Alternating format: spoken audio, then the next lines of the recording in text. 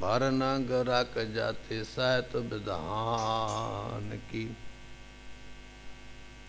देवी देव देहो रे संतोख सिंह दूर होते।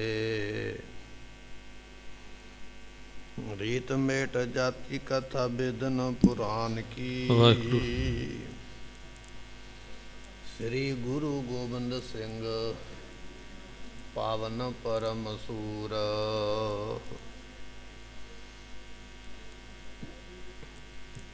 मूरत न होती जो पै करुणा निधान की। एक अंकार सतगुरु ते प्रसाद सच होए।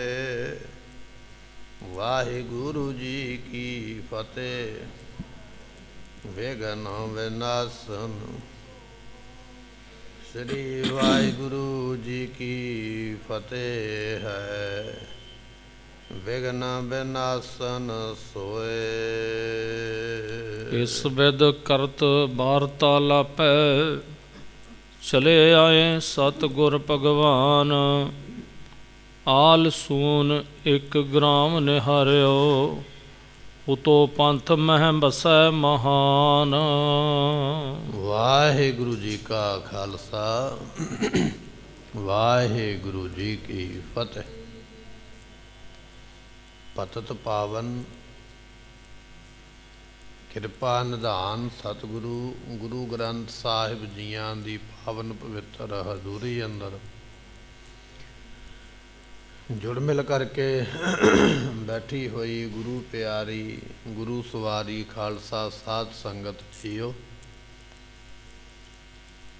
आपां साहिब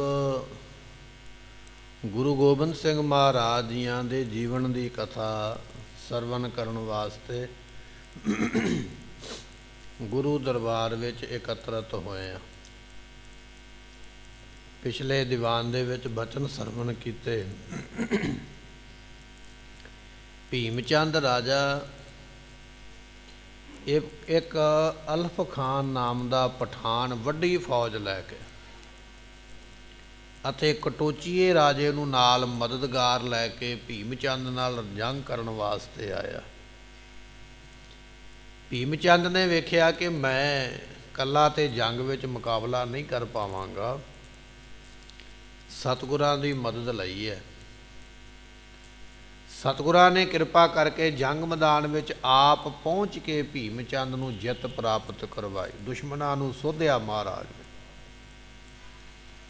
ਪਰ ਇਹ ਸਾਰਾ ਕੁਝ ਕਰਨ ਤੋਂ ਮਗਰੋਂ ਭੀਮਚੰਦ ਰਾਜਾ ਅਤੇ ਕਟੋਚੀਆ ਰਾਜਾ ਕਿਰਪਾਲ ਚੰਦ ਜਿਹੜੇ ਆਪਸ ਵਿੱਚ ਪਹਿਲਾਂ ਦੁਸ਼ਮਣ ਸਨ, ਇਹਨਾਂ ਨੇ ਆਪਸ ਵਿੱਚ ਸੰਧੀ ਕਰ ਲਈ ਪਰ ਮਹਾਰਾਜ ਨੂੰ ਪੁੱਛਿਆ ਤੱਕ ਨਹੀਂ। ਸਤਿਗੁਰਾਂ ਨੇ ਇਸ ਗੱਲ ਦਾ ਗੁੱਸਾ ਕੀਤਾ। ਸਤਿਗੁਰੂ ਇੱਥੋਂ ਚੜ੍ਹ ਕੇ ਵਾਪਸ ਅਨੰਦਪੁਰ ਸਾਹਿਬ ਨੂੰ ਆ ਗਏ। ਰਸਤੇ ਵਿੱਚ ਬਚਨ ਕਰਦੇ ਕਹਿਣ ਲੱਗੇ, ਪੱਥਰਾਂ ਵਿੱਚ ਰਹਿਣ ਵਾਲੇ ਲੋਕਾਂ ਦੀ ਬੁੱਧੀ ਵੀ ਪੱਥਰ ਦੀ ਹੋ ਗਈ ਹੈ। ਇਹ ਪਹਾੜੀਏ ਪੱਥਰਾਂ ਵਿੱਚ ਨਿਵਾਸ ਕਰਦੇ, ਪੱਥਰਾਂ ਨੂੰ ਵੇਖਦੇ ਇਹਨਾਂ ਦੀ ਮੱਤ ਵੀ ਪੱਥਰ ਹੀ ਹੈ। ਇਸ ਤਰ੍ਹਾਂ ਮਹਾਰਾਜ ਤੁਰੇ ਆਉਂਦੇ ਨੇ। ਅੱਗੇ ਕੀ ਕੌਤਕ ਵਰਤਾਇਆ ਅੱਜ ਸਰਵਣ ਕਰਾਂਗੇ। ਆਓ ਮਿਲ ਕੇ ਆਖੀਏ ਸਤਨਾਮ ਸ੍ਰੀ ਵਾਹਿਗੁਰੂ ਸਾਹਿਬ ਜੀ। ਇਸ ਵਿਦ ਕਰਤ ਵਾਰਤਾਲਾਪੈ। ਸਤਿਗੁਰੂ ਜੀ ਸਿੱਖਾਂ ਦੇ ਨਾਲ, ਸੂਰਮਿਆਂ ਦੇ ਨਾਲ, ਭਾਈ ਨੰਦ ਚੰਦ ਨਾਲ ਨੇ, ਦਇਆ ਰਾਮ ਪ੍ਰੋਹਤ ਨਾਲ ਹੈ, ਹੋਰ ਸੂਰਮੇ ਮਹਾਰਾਜ ਦੇ ਨਾਲ ਨੇ। ਸਤਿਗੁਰੂ ਜੀ ਉਹਨਾਂ ਨਾਲ ਬਚਨ ਬਿਲਾਸ ਕਰਦਿਆਂ ਇਹ ਨਦੌਣ ਨਾਮ ਦੀ ਜਿਹੜੀ ਰਿਆਸਤ ਹੈ ਨਾ, ਉੱਥੋਂ ਵਾਪਸ ਮਹਾਰਾਜ ਜੀ ਅਨੰਦਪੁਰ ਸਾਹਿਬ ਨੂੰ ਆ ਰਹੇ ਹਨ। ਚਲੇ ਆਏ ਸਤਿਗੁਰ ਭਗਵਾਨ। ਸਤਿਗੁਰੂ ਪਰਮੇਸ਼ਰ ਸਰੂਪ ਨੇ ਨਾ, ਪ੍ਰਗਟਿਓ ਪੁਰਖ ਭਗਵੰਤ ਰੂਪ ਗੁਰੂ ਗੋਬਿੰਦ ਸੂਰਾ। ਪਰਮੇਸ਼ਰ ਦਾ ਰੂਪ ਧੰਨ ਗੁਰੂ ਗੋਬਿੰਦ ਸਿੰਘ ਪਾਤਸ਼ਾਹ ਮਹਾਰਾਜ ਜੀ ਇਸ ਤਰ੍ਹਾਂ ਤੁਰੇ ਆਉਂਦੇ ਹਨ। ਆਲ ਸੂਨ ਇੱਕ ਗ੍ਰਾਮ ਨਿਹਾਰਿਓ। ਰਸਤੇ ਵਿੱਚ ਗੁਰਮੁਖੋ ਇੱਕ ਪਿੰਡ ਆਇਆ। ਜਦੋਂ ਮਹਾਰਾਜ ਤੁਰੇ ਆਉਂਦੇ ਨਾ ਅਨੰਦਪੁਰ ਸਾਹਿਬ ਨੂੰ, ਤੇ ਪਿੰਡ ਦਾ ਨਾਮ ਹੈ ਆਲ ਸੂਨ। ਇਹ ਪਿੰਡ ਦਾ ਨਾਮ ਹੈ। ਉਹ ਪਿੰਡ ਮਹਾਰਾਜ ਨੇ ਵੇਖਿਆ ਹੈ। ਉਤੋਂ ਪੰਥ ਮਹਿ ਬਸੈ ਮਹਾਨ। ਜਿਹੜੇ ਰਸਤੇ 'ਚੋਂ ਮਹਾਰਾਜ ਨੇ ਲੰਘ ਕੇ ਆਉਣਾ ਹੈ, ਇਹ ਪਿੰਡ ਉਸੇ ਰਸਤੇ ਵਿੱਚ ਹੀ ਹੈ ਬੜਾ ਵੱਡਾ। ਦੂਰ ਦੂਰ ਤੱਕ ਘਰ ਬਣੇ ਹੋਏ, ਗਲੀਆਂ ਬਾਜ਼ਾਰ ਬਣੇ ਹੋਏ, ਬੜਾ ਵੱਡਾ ਪਿੰਡ, ਆਬਾਦੀ ਬਹੁਤੀ ਹੈ। ਇਹ ਉੱਥੇ ਹੀ ਪਿੰਡ ਹੈ ਜਿੱਥੋਂ ਮਹਾਰਾਜ ਲੰਘ ਕੇ ਆਉਂਦੇ ਪਏ ਹਨ। ਧੁੰਦਬ ਬਜਤ ਲੋਕ ਨਿਕਸੇ ਸਨ। ਸਤਿਗੁਰੂ ਪਾਤਸ਼ਾਹ ਮਹਾਰਾਜ ਜੀਆਂ ਨੇ ਨਾਲ ਨਗਾਰਾ ਵੱਜਦਾ ਆਉਂਦਾ ਨਾ, ਜਦੋਂ ਫੌਜਾਂ ਅੱਜ ਵੀ ਨਿਹੰਗ ਸਿੰਘ ਜਦੋਂ ਜਾਂਦੇ ਘੋੜਿਆਂ ਤੇ ਚੜ੍ਹ ਕੇ, ਉਹ ਨਗਾਰਾ ਵਜਾਉਂਦੇ ਜਾਂਦੇ, ਕਿਉਂਕਿ ਇਹ ਫੌਜ ਅਕਾਲ ਪੁਰਖ ਦੀ ਹੈ ਨਾ, ਅਕਾਲ ਪੁਰਖ ਦੀ ਫੌਜ ਹੈ ਇਹ ਜੋ ਖਾਲਸਾ ਮਹਾਰਾਜ ਨੇ ਸਾਜਿਆ। ਸਤਿਗੁਰੂ ਤੁਰੇ ਆਉਂਦੇ, ਨਾਲ ਨਾਲ ਨਗਾਰਾ ਵੱਜਦਾ ਪਿਆ। ਜਦੋਂ ਨਗਾਰੇ ਦੀ ਆਵਾਜ਼ ਪਿੰਡ ਦੇ ਲੋਕਾਂ ਨੇ ਸੁਣੀ ਤੇ ਕਹਿਣ ਲੱਗੇ, ਸੁਣ ਕੇ ਘਰਾਂ ਚੋਂ ਬਾਹਰ ਨਿਕਲੇ ਹਨ। ਬਾਲਕ ਬੂਢੇ ਜੇ ਤੱਕ ਜਵਾਨ, ਭਾਵੇਂ ਕੋਈ ਬੁੱਢਾ ਹੈ, ਬਜ਼ੁਰਗ ਹੈ, ਕੋਈ ਬਾਲਕ ਹੈ, ਕੋਈ ਜਵਾਨ ਹੈ, ਜਿੰਨੇ ਜਿੰਨੇ ਆਵਾਜ਼ ਸੁਣੀ ਨਾ ਸਾਰੇ ਘਰਾਂ ਚੋਂ ਨਿਕਲ ਕੇ ਬਾਹਰ ਆ ਗਏ ਹਨ। ਉੱਚੇ ਥਾਨ ਥਿਰੇ ਅਵਲੋਕਤ। ਸਤਿਗੁਰੂ ਜਾ ਰਹੇ ਨੇ, ਇਹ ਲੋਕ ਉੱਚੀਆਂ ਥਾਵਾਂ ਤੇ, ਕੋਈ ਟਿੱਬੇ ਤੇ ਚੜ੍ਹ ਕੇ ਵੇਖਣ ਲੱਗ ਪਿਆ ਉੱਚੀ ਥਾਂ ਤੋਂ, ਕੋਈ ਕੋਠੇ ਦੀ ਛੱਤ ਤੇ ਚੜ੍ਹ ਗਿਆ, ਕੋਈ ਹੋਰ ਰਸਤੇ ਵਿੱਚ ਕੋਈ ਲੱਕੜ ਪਈ ਹੈ ਜਾਂ ਕੋਈ ਰੁੱਖ ਹੈ, ਕੋਈ ਉਹਦੇ ਤੇ ਚੜ੍ਹ ਗਿਆ। ਉੱਚੀ ਥਾਂ ਤੇ ਇਹ ਚੜ੍ਹ ਚੜ੍ਹ ਕੇ ਵੇਖਦੇ ਪਏ ਵੀ ਮਹਾਰਾਜ ਸਾਹਿਬ ਜੀ ਜਾਂਦੇ ਹਨ। ਅਸਵਾਰੀ ਪ੍ਰਭ ਕੀ ਦੁੱਤ ਖਾਨ। ਤੇ ਸਤਿਗੁਰਾਂ ਦੀ ਸਵਾਰੀ ਜਾ ਰਹੀ ਹੈ, ਬੜੀ ਸ਼ੋਭਾ ਮਹਾਰਾਜ ਦੀ, ਬੜੀ ਸੋਹਣੀ ਸਵਾਰੀ ਜਿਹਦੇ ਵਿੱਚ ਮਹਾਰਾਜ ਬਿਰਾਜਮਾਨ ਨੇ, ਔਰ ਗੁਰੂ ਖਾਲਸੇ ਦੀ ਸ਼ੋਭਾ ਵੀ ਵੱਖਰੀ ਹੈ ਭਾਈ। ਸੋ ਐਸੀ ਸ਼ੋਭਾ ਮਹਾਰਾਜ ਸਾਹਿਬ ਜੀਆਂ ਦੀ ਵੇਖਦੇ ਪਏ ਹਨ। ਆਨ ਅਕੋਰ ਨ ਆਗੇ ਅਰਪੀ। ਪਰ ਗੁਰਮੁਖੋ ਇਹ ਗੁਰੂ ਘਰ ਦੇ ਨਾ ਪ੍ਰੇਮੀ ਨਹੀਂ, ਗੁਰੂ ਘਰ ਦੇ ਈਰਖਾਲੂ ਲੋਕ ਨੇ ਇੱਥੋਂ ਦੇ ਪਿੰਡ ਦੇ ਲੋਕ। ਇਹਨਾਂ ਨੇ ਇਹ ਨਹੀਂ ਵੇਖਿਆ ਵੀ ਸਤਿਗੁਰੂ ਜਾ ਰਹੇ ਨੇ ਅਸੀਂ ਮੱਥਾ ਟੇਕੀਏ, ਨਹੀਂ, ਮੱਥਾ ਟੇਕਣਾ ਤੇ ਦੂਰ ਦੀ ਗੱਲ ਹੈ, ਇਹ ਮਹਾਰਾਜ ਦੇ ਨੇੜੇ ਤੱਕ ਵੀ ਨਹੀਂ ਆਏ ਹਨ। ਨਮੋ ਨਕੀਨੀ ਜੋਰੇ ਹਾਥ। ਇਹਨਾਂ ਨੇ ਮਹਾਰਾਜ ਨੂੰ ਨਾ ਨਮਸਕਾਰ ਕੀਤੀ। ਚਲੋ ਬੰਦਾ ਜਿੱਥੇ ਖਲੋਤਾ ਉੱਥੋਂ ਹੀ ਸਿਰ ਨਵਾ ਦੇਵੇ, ਨਹੀਂ, ਸਿਰ ਵੀ ਨਹੀਂ ਨਵਾਇਆ, ਹੱਥ ਵੀ ਨਹੀਂ ਜੋੜੇ, ਮੱਥਾ ਵੀ ਨਹੀਂ ਟੇਕਿਆ। ਉੱਚੀਆਂ ਥਾਵਾਂ ਤੇ ਟਿੱਬਿਆਂ ਤੇ ਖਲੋਤੇ, ਕੱਛਾਂ ਵਿੱਚ ਬਾਹਾਂ ਲੈ ਕੇ ਵੇਖਦੇ ਪਏ ਵੀ ਮਹਾਰਾਜ ਜਾਂਦੇ ਪਏ, ਪਰ ਇਹਨਾਂ ਨੇ ਮਾਣ ਸਨਮਾਨ ਕੋਈ ਨਹੀਂ ਕੀਤਾ ਹੈ। ਮਤ ਮੂਰਖ ਨਿਜ ਰਾਜੇ ਕੇਵਲ। ਕਹਿਣ ਲੱਗੇ ਵੀ ਇਹ ਪਿੰਡ ਦੇ ਲੋਕ ਮੂਰਖ ਨੇ। ਕਾਰਨ ਇਹ ਹੈ, ਇਹਨਾਂ ਦੇ ਮਨ ਵਿੱਚ ਇਹ ਹੈ ਵੀ ਸਾਡਾ ਜਿਹੜਾ ਰਾਜਾ ਹੈ ਨਾ ਭੀਮ ਚੰਦ, ਵੀ ਉਹ ਬੜੇ ਬਲ ਵਾਲਾ ਹੈ, ਸਾਨੂੰ ਰਾਜੇ ਦੇ ਹੁੰਦਿਆਂ ਗੁਰੂ ਨੂੰ ਮੱਥਾ ਟੇਕਣ ਦੀ ਕੀ ਲੋੜ ਹੈ। ਰਾਜਾ ਤੇ ਇੱਕ ਦੁਨਿਆਵੀ ਹੈ, ਗੁਰੂ ਤੇ ਮਾਲਕ ਹੈ ਸ੍ਰਿਸ਼ਟੀ ਦਾ। ਰਾਜੇ ਦਾ ਮੁਕਾਬਲਾ ਗੁਰੂ ਨਾਲ ਕਿਵੇਂ ਹੋ ਸਕਦਾ? ਗੁਰੂ ਤੇ ਰਾਜੇ ਬਣਾਉਣ ਵਾਲਾ, ਪਰ ਰਾਜਾ ਗੁਰੂ ਨਹੀਂ ਬਣਾ ਸਕਦਾ। ਪਰ ਇਹਨਾਂ ਮੂਰਖਾਂ ਨੂੰ ਪਤਾ ਨਹੀਂ ਮਹਾਰਾਜ ਦੀ ਮਹਿਮਾ ਦਾ। ਇਹਨਾਂ ਨੂੰ ਇਹ ਹੈ ਵੀ ਸਾਡਾ ਰਾਜਾ ਬੜੀ ਤਾਕਤ ਵਾਲਾ ਹੈ। ਮਦ ਕਰ ਨਹਿ ਪ੍ਰਤਾਪ ਲਖਨਾਥ। ਇਹਨਾਂ ਨੇ ਜਾਣਿਆ ਵੀ ਸਾਡੇ ਰਾਜੇ 'ਚ ਬੜੀ ਤਾਕਤ ਹੈ, ਬੜਾ ਬਲ ਵਾਲਾ ਹੈ। ਆਪਣੇ ਰਾਜੇ ਨੂੰ ਤਾਕਤ ਵਾਲਾ ਜਾਣ ਕੇ ਹੰਕਾਰ ਦੇ ਨਸ਼ੇ ਵਿੱਚ ਇਹਨਾਂ ਨੇ ਮਹਾਰਾਜ ਨੂੰ ਜਾਣਿਆ ਹੀ ਕੁਝ ਨਹੀਂ ਵੀ ਇਹ ਗੁਰੂ ਨੇ, ਗੁਰਤਾ ਗੱਦੀ ਤੇ ਬਿਰਾਜਮਾਨ ਨੇ ਜਾਂ ਸੂਰਮੇ ਨੇ। ਤੇ ਮੂਰਖਾਂ ਦਾ ਪਤਾ ਇੱਥੋਂ ਲੱਗ ਜਾਂਦਾ ਹੈ ਗੁਰਮੁਖੋ, ਕਿਤੇ ਵੀ ਫੌਜਾਂ ਵਿੱਚ ਜੰਗ ਹੁੰਦੀ ਹੈ ਜਾਂ ਫੌਜਾਂ ਇਕੱਠੀਆਂ ਹੁੰਦੀਆਂ ਤੇ ਇਸ ਵੇਲੇ ਗੁਰੂ ਗੋਬਿੰਦ ਸਿੰਘ ਮਹਾਰਾਜ ਦੀ ਚਰਚਾ ਜ਼ਰੂਰ ਹੁੰਦੀ ਹੈ ਵੀ ਮਹਾਰਾਜ ਵਰਗਾ ਸੂਰਮਾ ਕੋਈ ਨਹੀਂ। ਪਰ ਇਹਨਾਂ ਮੂਰਖਾਂ ਨੂੰ ਹਾਲੇ ਵੀ ਮਹਾਰਾਜ ਦੀ ਮਹਿਮਾ ਦਾ ਪਤਾ ਨਹੀਂ ਹੈ। ਤੋ ਹੁਤਾਸਨ ਕੋਪ ਅਗਰ ਕਿਛ। ਸਤਿਗੁਰਾਂ ਨੂੰ ਤੇ ਪਹਿਲਾਂ ਹੀ ਗੁੱਸਾ ਸੀ ਵੀ ਪਹਾੜੀਏ ਰਾਜੇ ਨੇ ਸਾਨੂੰ ਬਿਨਾਂ ਮਿਲੇ ਤੋਂ, ਬਿਨਾਂ ਪੁੱਛੇ ਤੋਂ, ਬਿਨਾਂ ਸਲਾਹ ਕੀਤੇ ਤੋਂ ਦੁਸ਼ਮਣ ਰਾਜੇ ਨਾਲ ਸੰਧੀ ਕਰ ਲਈ, ਸਾਨੂੰ ਪੁੱਛਿਆ ਨਹੀਂ। ਇਹ ਤੇ ਗੁੱਸਾ ਪਹਿਲਾਂ ਹੀ ਮਹਾਰਾਜ ਨੂੰ ਹੈ। ਗਿਰਪਤ ਭੀਮ ਚੰਦ ਕੇ ਸਾਥ। ਇਹ ਜਿਹੜਾ ਪਹਾੜੀ ਰਾਜਾ ਹੈ ਨਾ ਭੀਮ ਚੰਦ, ਉਹਦੇ ਨਾਲ ਗੁੱਸਾ ਸੀ ਮਹਾਰਾਜ ਨੂੰ, ਤਾਂ ਮਹਾਰਾਜ ਕੁਝ ਗੁੱਸੇ ਵਿੱਚ ਹਨ। ਮਨੋ ਆਹੂਤੀ ਪਰੀ ਦਿਪ ਤਹਿਤ। ਕਹਿਣ ਲੱਗੇ ਵੀ ਇਹ ਤੇ ਮੰਨ ਲਓ ਵੀ ਕਿਸੇ ਨੇ ਬਲਦੀ ਹੋਈ ਅੱਗ ਦੇ ਉੱਪਰ ਘਿਓ ਪਾ ਦਈਏ, ਇਹਨਾਂ ਦੀਆਂ ਲਾਟਾਂ ਹੋਰ ਵੱਡੀਆਂ ਵੱਡੀਆਂ ਹੋ ਜਾਂਦੀਆਂ। ਸਤਿਗੁਰਾਂ ਦੇ ਮਨ ਵਿੱਚ ਤੇ ਪਹਿਲਾਂ ਹੀ ਗੁੱਸਾ ਸੀ ਵੀ ਭੀਮ ਚੰਦ ਨੇ ਇਹ ਕੀ ਕੀਤਾ।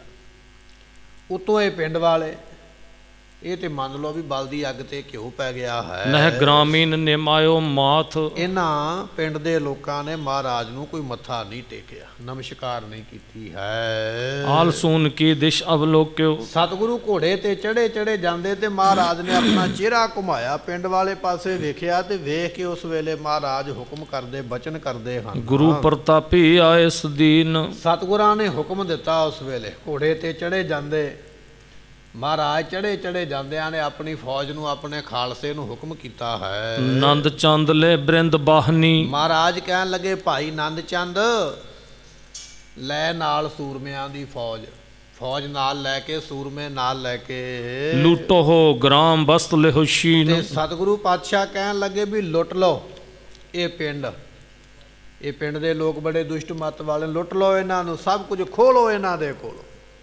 ਇਹ ਬਚਨ ਕੀਤਾ ਹੈ। ਪਰ ਹੈ ਪ੍ਰਹਾਰੋ ਵਹਿਰ ਨਿਕਾਰੋ। ਸਤਿਗੁਰੂ ਪਾਤਸ਼ਾਹ ਕਹਿਣ ਲੱਗੇ ਜਿਹੜੇ ਤੁਹਾਡੇ ਅੱਗੇ ਅੜਨਗੇ ਨਾ, ਤਲਵਾਰ ਦੀ ਭੇਟ ਕਰ ਦਿਓ, ਤੇ ਜਿਹੜੇ ਤਰਲਾ ਮਿੰਟ ਕਰਨਗੇ ਖਿੱਚ ਕੇ ਘਰਾਂ ਚੋਂ ਬਾਹਰ ਲੈ ਆਓ। ਇਹ ਸਾਡਾ ਹੁਕਮ ਮੰਨਣਾ ਕਰੋ। ਦਿਹੋ ਤਿਦਾਰਕ ਕੁਮਤ ਮਲੀਨ। ਤੇ ਸਤਿਗੁਰੂ ਪਾਤਸ਼ਾਹ ਕਹਿਣ ਲੱਗੇ ਖੋਟੀ ਮੱਤ ਵਾਲਿਆਂ ਨੂੰ ਕਰੜੀ ਸਜ਼ਾ ਦਿਓ, ਕਿਉਂਕਿ ਮੂਰਖ ਗੰਢ ਪਵੈ ਮੋਏ ਮਾਰ। ਮੂਰਖ ਨੂੰ ਡੰਡਾ ਹੀ ਹੈ, ਸੂਤਰ ਕਰਨ ਵਾਲਾ, ਠੀਕ ਕਰਨ ਵਾਲਾ।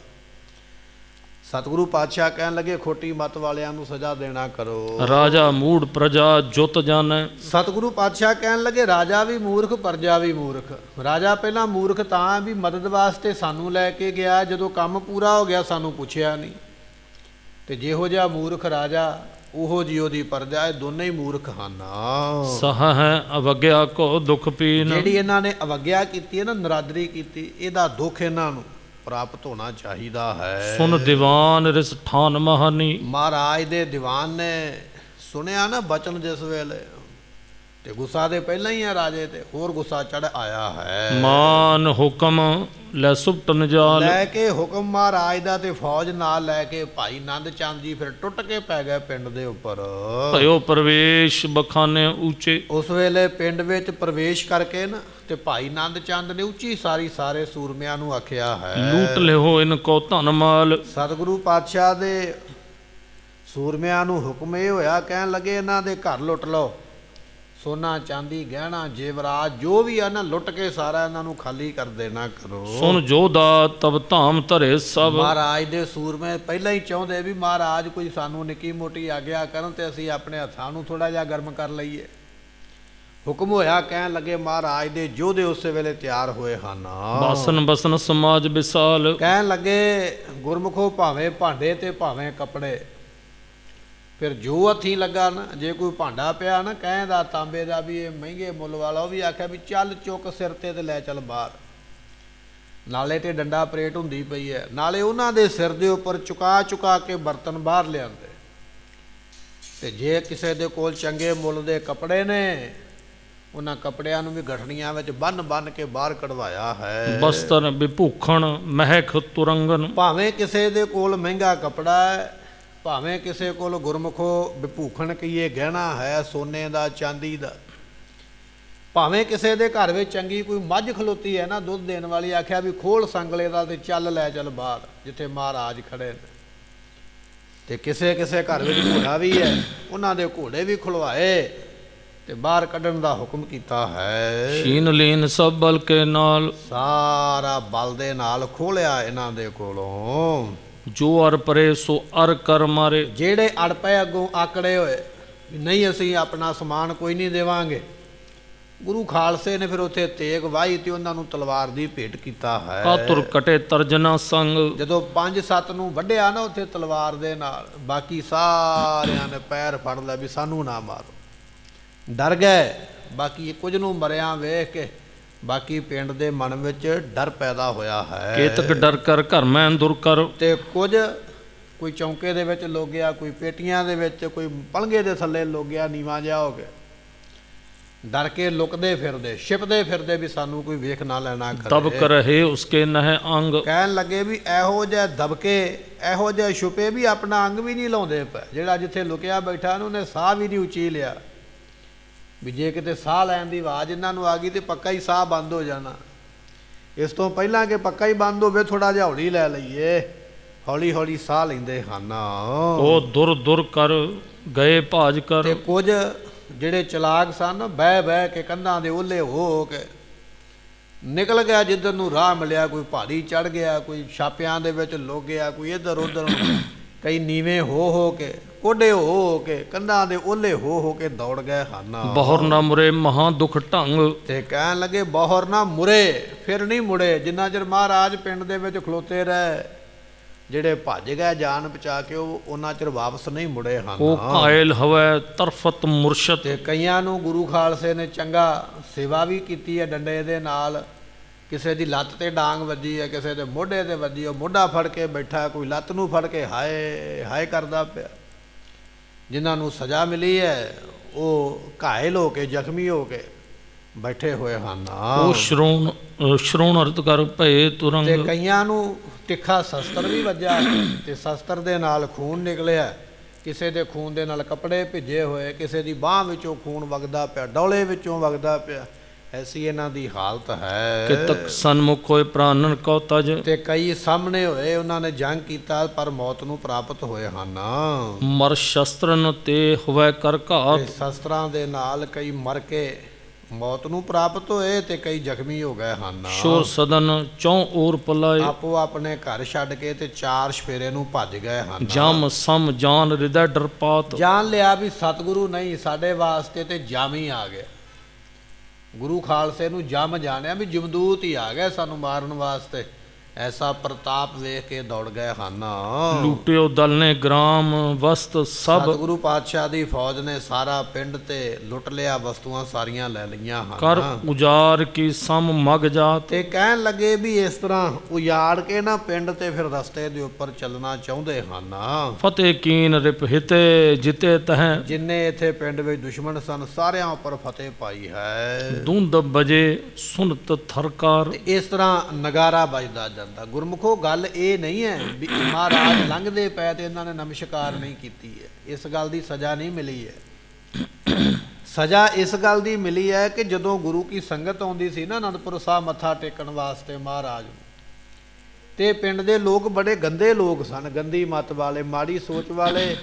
ਵੇਖਿਆ ਵੀ ਇਹ ਸੰਗਤ ਬਾਹਰਲੇ ਇਲਾਕੇ 'ਚੋਂ ਆਈ ਹੈ, ਸੰਗਤ ਨੂੰ ਲੁੱਟ ਲੈਣਾ, ਬੀਬੀਆਂ ਦੇ ਗਹਿਣੇ ਲੁੱਟ ਲੈਣੇ, ਜੇ ਕੋਈ ਮਾਇਆ ਪੈਸਾ ਨਾਲ ਲੈ ਕੇ ਆਇਆ ਉਹ ਵੀ ਖੋਹ ਲੈਣਾ, ਜੇ ਕੱਪੜਾ ਲੀੜਾ ਕੋਈ ਲੈ ਕੇ ਆਇਆ ਉਹ ਵੀ ਖੋਹ ਕੇ ਰੱਖ ਲੈਣਾ। ਤੇ ਸੰਗਤ ਨੇ ਆ ਕੇ ਦੱਸਣਾ ਵੀ ਮਹਾਰਾਜ ਫਲਾਣੇ ਪਿੰਡ ਵਿੱਚੋਂ ਲੰਘਦੇ ਪਏ, ਸਾਡੇ ਨਾਲ ਆ, ਉੱਥੇ ਇਹਨਾਂ ਨੇ ਕੰਮ ਕੀਤਾ। ਇੱਕ ਵਾਰੀ ਨਹੀਂ ਕਈ ਵਾਰਾਂ ਸੰਗਤ ਨੂੰ ਲੁੱਟਿਆ ਤੇ ਉਹ ਖਬਰ ਮਹਾਰਾਜ ਕੋਲ ਪਹੁੰਚਦੀ ਹਰ ਵੇਲੇ ਵੀ ਆਲਸੂਣ ਨਾਮ ਦਾ ਪਿੰਡ ਹੈ, ਉਹ ਪਿੰਡ ਦੇ ਲੋਕ ਬੜੇ ਬਦਮਾਸ਼ ਨੇ, ਡਰਦੇ ਨਹੀਂ ਮਹਾਰਾਜ ਕਿਸੇ ਕੋਲੋਂ ਤੇ ਸਾਨੂੰ ਲੁੱਟਦੇ ਨੇ ਔਰ ਮਾੜੀਆਂ ਚੰਗੀਆਂ ਗੱਲਾਂ ਕਰਦੇ, ਮਾੜੇ ਬੋਲ ਕਬੋਲ ਬੋਲਦੇ, ਬੀਬੀਆਂ ਨੂੰ ਵੇਖ ਕੇ ਜਾਂ ਸੰਗਤ ਨੂੰ ਵੇਖ ਕੇ ਮਾੜੀਆਂ ਗੱਲਾਂ ਕਰਦੇ ਔਰ ਸੰਗਤ ਦਾ ਧਨ ਵੀ ਲੁੱਟ ਲੈਂਦੇ, ਕੱਪੜਾ ਲੀੜਾ ਜੋ ਵੀ ਹੱਥ ਲੱਗਿਆ। ਤੇ ਸਤਿਗੁਰੂ ਇਹ ਸੁਣਦੇ ਸਨ, ਇੱਕ ਵਾਰੀ ਨਹੀਂ ਕਈ ਵਾਰਾਂ ਸ਼ਿਕਾਇਤ ਆਈ ਮਹਾਰਾਜ ਜੀਆਂ ਦੇ ਕੋਲ। ਤੇ ਤਵਾਰੀਖ ਗੁਰੂ ਖਾਲਸਾ ਵਿੱਚ ਲਿਖਿਆ ਵੀ ਜਦੋਂ ਸਤਿਗੁਰੂ ਲੰਘਦੇ ਪਏ ਸਨ ਨਾ ਪਿੰਡ ਦੇ ਵਿੱਚੋਂ ਤੇ ਸਿੱਖਾਂ ਨੇ ਯਾਦ ਕਰਵਾਇਆ, ਮਹਾਰਾਜ ਇਹ ਉਹੀ ਪਿੰਡ ਹੈ ਜਿਹੜਾ ਤੁਹਾਡੀ ਸੰਗਤ ਨੂੰ ਲੁੱਟਦਾ, ਮਾੜੇ ਚੰਗੇ ਬਚਨ ਕਹਿੰਦੇ ਨੇ ਔਰਤਾਂ ਨੂੰ ਔਰ ਧਨ ਪਦਾਰਥ ਲੁੱਟ ਲੈਂਦੇ ਔਰ ਮਖੌਲ ਕਰਦੇ। ਤੇ ਸਤਿਗੁਰਾਂ ਨੇ ਫਿਰ ਹੁਕਮ ਦਿੱਤਾ, ਕਹਿਣ ਲੱਗੇ ਜੇ ਸੰਗਤ ਨੂੰ ਇਹ ਲੁੱਟਦੇ ਹੁਣ ਇਹਨਾਂ ਨੂੰ ਤੁਸੀਂ ਲੁੱਟ ਲਵੋ। ਤਵਾਰੀਖ ਦੇ ਵਿੱਚ ਬਚਨ ਲਿਖਿਆ ਵੀ ਉਹ ਸੰਗਤ ਦੇ ਲੁੱਟੇ ਹੋਏ ਕੱਪੜੇ, ਸੰਗਤ ਦੇ ਲੁੱਟੇ ਹੋਏ ਗਹਿਣੇ, ਸੰਗਤ ਦੇ ਲੁੱਟੇ ਹੋਏ ਬਰਤਨ, ਸੰਗਤ ਕੋਲੋਂ ਖੋਏ ਗਏ ਘੋੜੇ ਵਗੈਰਾ ਜੋ ਵੀ ਸਨ, ਉਹ ਗੁਰੂ ਖਾਲਸੇ ਨੇ ਫਿਰ ਇਹਨਾਂ ਦੇ ਘਰਾਂ ਵਿੱਚੋਂ ਖੋਹ ਕੇ ਬਾਹਰ ਕੱਢ ਕੇ ਲਿਆਂਦੇ। ਧੰਨ ਗੁਰੂ ਹਰਗੋਬਿੰਦ ਪਾਤਸ਼ਾਹ ਮਹਾਰਾਜ ਸਾਹਿਬ ਜੀ ਦੇ ਸਮੇਂ ਤੋਂ ਹੁਕਮ ਹੈ ਮਹਾਰਾਜ ਦੀ ਫੌਜ ਨੂੰ ਵੀ ਕਿਸੇ ਦੇ ਨਾਲ ਧੱਕਾ ਨਹੀਂ ਕਰਨਾ। ਇਹ ਛੇਵੇਂ ਪਾਤਸ਼ਾਹ ਨੇ ਆਖਿਆ ਸੀ ਵੀ ਕਿਸੇ ਦੀ ਜਾਇਦਾਦ ਤੇ ਕਬਜ਼ਾ ਨਹੀਂ ਕਰਨਾ, ਕਿਸੇ ਨੂੰ ਮਾੜਾ ਨਹੀਂ ਕਹਿਣਾ, ਕਿਸੇ ਨੂੰ ਦਬਾਉਣਾ ਨਹੀਂ, ਕਿਸੇ ਦੇ ਨਾਲ ਲੁੱਟ ਖੋਹ ਨਹੀਂ ਕਰਨੀ। ਇਹ ਛੇਵੇਂ ਪਾਤਸ਼ਾਹ ਤੋਂ ਅਸੂਲ ਹੈ ਗੁਰੂ ਕਿਆ ਸਿੱਖਾਂ ਦਾ। ਤੇ ਦਸਵੇਂ ਪਾਤਸ਼ਾਹ ਵੀ ਉਸੇ ਗੁਰੂ ਦੇ ਪੋਤਰੇ ਨੇ। ਮਹਾਰਾਜ ਨੇ ਇਹ ਨਹੀਂ ਕਿਹਾ ਵੀ ਇਹਨਾਂ ਨੂੰ ਲੁੱਟ ਲਓ, ਇਹਨਾਂ ਨੂੰ ਦੁਖੀ ਦਿਓ, ਡੰਡ ਦਿਓ। ਡੰਡ ਤਾਂ ਮਿਲਿਆ ਮੱਥਾ ਕੋਈ ਟੇਕੇ ਭਾਵੇਂ ਨਾ ਟੇਕੇ, ਕਿਸੇ ਦੀ ਮਰਜ਼ੀ ਹੈ। ਮੱਥਾ ਕੋਈ ਨਹੀਂ ਟੇਕਦਾ ਤੇ ਉਹ 'ਤੇ ਹਮਲਾ ਨਹੀਂ ਹੋ ਸਕਦਾ। ਹੁਣ ਮੰਨ ਲਓ ਗੁਰੂ ਘਰ ਦੇ ਸਾਹਮਣੇ ਕੋਈ ਸੜਕ ਤੇ ਲੰਘਦਾ ਪਿਆ, ਮੱਥਾ ਨਾ ਟੇਕੇ ਤੇ ਆਪਾਂ ਡੰਡਾ ਲੈ ਕੇ ਉਹਦੇ ਮਗਰ ਥੋੜ੍ਹੀ ਲੱਗਾਂਗੇ ਵੀ ਤੂੰ ਮੱਥਾ ਕਿਉਂ ਨਹੀਂ ਟੇਕਿਆ। ਨਮਸਕਾਰ ਕਰਨੀ ਅਗਲੇ ਦੀ ਮਰਜ਼ੀ ਹੈ। ਇੱਥੇ ਨਮਸਕਾਰ ਦੀ ਗੱਲ ਤੋਂ ਨਹੀਂ ਮਹਾਰਾਜ ਨੇ ਹੁਕਮ ਦਿੱਤਾ।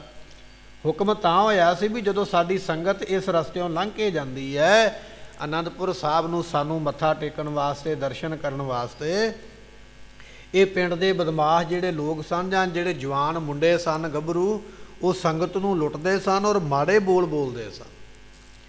ਤੇ ਸਤਿਗੁਰੂ ਜਦੋਂ ਲੰਘਦੇ ਪਏ ਤੇ ਸਿੱਖਾਂ ਨੇ ਯਾਦ ਕਰਵਾਇਆ, ਮਹਾਰਾਜ ਇਹ ਉਹ ਪਿੰਡ ਹੈ ਜਿਹੜਾ ਤੁਹਾਡੀ ਸੰਗਤਾਂ ਨੂੰ ਵਾਰ-ਵਾਰ ਲੁੱਟਣ ਦੀਆਂ ਖਬਰਾਂ ਆਪਾਂ ਨੂੰ ਆਉਂਦੀਆਂ ਔਰ ਬੋਲ ਕਬੋਲ ਬੋਲਦੇ।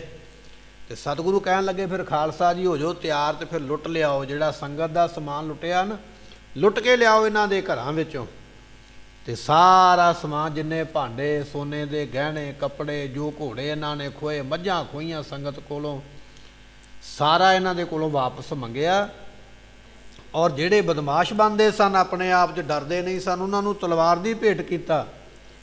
ਤੇ ਜਿਹੜੇ ਥੋੜ੍ਹੇ ਬਹੁਤੇ ਨਿਮਦੇ ਸਨ, ਉਹਨਾਂ ਨੂੰ ਡੰਡੇ ਦੇ ਨਾਲ ਵੀ ਸੇਵਾ ਕੀਤੀ ਹੈ ਵੀ ਅੱਗੇ ਤੋਂ ਜੇ ਤੁਸੀਂ ਇਹੋ ਜਿਹੀ ਕੋਈ ਗਲਤੀ ਕਰੋਗੇ ਤੇ ਤੁਹਾਨੂੰ ਉਹਦੀ ਸਜ਼ਾ ਮਿਲੇਗੀ। ਐਸਾ ਦਬਾ ਲਾ ਕੇ, ਡਰਾ ਕੇ, ਔਰ ਸੰਗਤ ਦੀ ਮਾਇਆ ਲੈ ਕੇ, ਧਨ ਵਸਤੂਆਂ ਲੈ ਕੇ ਮਹਾਰਾਜ ਸਾਹਿਬ ਜੀ ਉੱਥੋਂ ਇਸ ਤਰ੍ਹਾਂ ਫਿਰ ਚੱਲੇ, ਤੁਰੇ ਆਉਂਦੇ ਨੇ।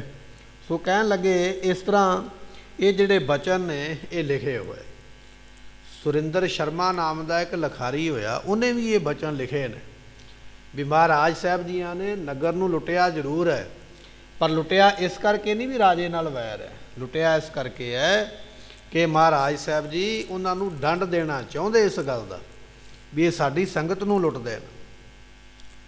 ਜੇ ਰਾਜੇ ਨਾਲ ਮਹਾਰਾਜ ਦਾ ਵਿਰੋਧ ਹੋਇਆ ਤੇ ਰਾਜੇ ਦੀ ਸਜ਼ਾ ਮਹਾਰਾਜ ਪਿੰਡ ਦੇ ਲੋਕਾਂ ਨੂੰ ਨਹੀਂ ਦੇਣਗੇ। ਪਿੰਡ ਦੇ ਲੋਕਾਂ ਨੇ ਕੀ ਵਿਗਾੜਿਆ? ਰਾਜਾ ਆਪਣੀ ਜਗ੍ਹਾ ਤੇ ਹੈ, ਪ੍ਰਜਾ ਆਪਣੀ ਜਗ੍ਹਾ ਤੇ ਹੈ। ਜੇ ਰਾਜੇ ਨੇ ਬਚਨ ਨਹੀਂ ਮੰਨਿਆ ਤੇ ਇਹਦਾ ਮਤਲਬ ਇਹ ਨਹੀਂ ਵੀ ਸਤਿਗੁਰੂ ਪਿੰਡ ਵਾਲਿਆਂ ਨੂੰ ਕੁੱਟਣ ਮਾਰਨਗੇ ਜਾਂ ਲੁੱਟਣਗੇ।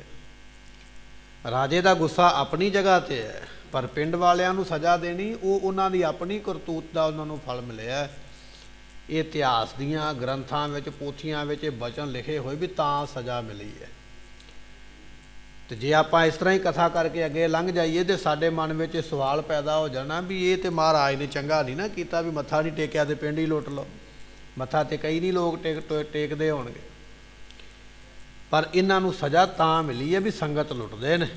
ਇਸ ਤਰ੍ਹਾਂ ਇਹਨਾਂ ਨੂੰ ਸਜ਼ਾ ਦੇ ਕੇ ਸੰਗਤ ਦਾ ਸਮਾਨ ਇਹਨਾਂ ਦੇ ਘਰਾਂ ਵਿੱਚੋਂ ਖੋਹ ਕੇ ਸਤਿਗੁਰਾਂ ਨੇ ਆਖਿਆ ਸਿੱਖੋ ਲੈ ਚੱਲੋ ਅਨੰਦਪੁਰ ਸਾਹਿਬ ਨੂੰ, ਸਾਡੀ ਸੰਗਤ ਦਾ ਸਮਾਨ ਚੱਲੀਏ ਆਪਾਂ। ਤੇ ਗੁਰਮੁਖੋ ਇਤਿਹਾਸ ਵਿੱਚ ਦੋ ਬਚਨ ਆਉਂਦੇ ਨੇ। ਇੱਕ ਸਿੱਖ ਦੁਸ਼ਾਲੇ ਲੈ ਕੇ ਆਉਂਦਾ ਪਿਆ 6ਵੇਂ ਪਾਤਸ਼ਾਹ ਜੀਆਂ ਦੇ ਸਮੇਂ, ਤੇ ਪੱਟੀ ਦੇ ਨਵਾਬ ਨੇ ਖੋਹ ਲਿਆ। ਤੇ ਇਤਿਹਾਸ ਵਿੱਚ ਬਚਨ ਆਉਂਦਾ ਵੀ ਸਤਿਗੁਰਾਂ ਨੇ ਆਖਿਆ, ਗੁਰੂ ਕਿਹਾ ਸਿੱਖਾ ਤੇਰੀ ਵਸਤੂ ਸਾਡੇ ਕੋਲ ਆ ਗਈ, ਹੁਣ ਅਸੀਂ ਆਪੇ ਲਵਾਂਗੇ। ਤੇ ਬਹਾਦਰ ਬਿਧੀ ਚੰਦ ਨੂੰ ਭੇਜ ਕੇ ਉਹ ਦੁਸ਼ਾਲੇ ਮਹਾਰਾਜ ਨੇ ਪੱਟੀ ਤੋਂ ਆਪਣੇ ਕੋਲ ਮੰਗਵਾਏ।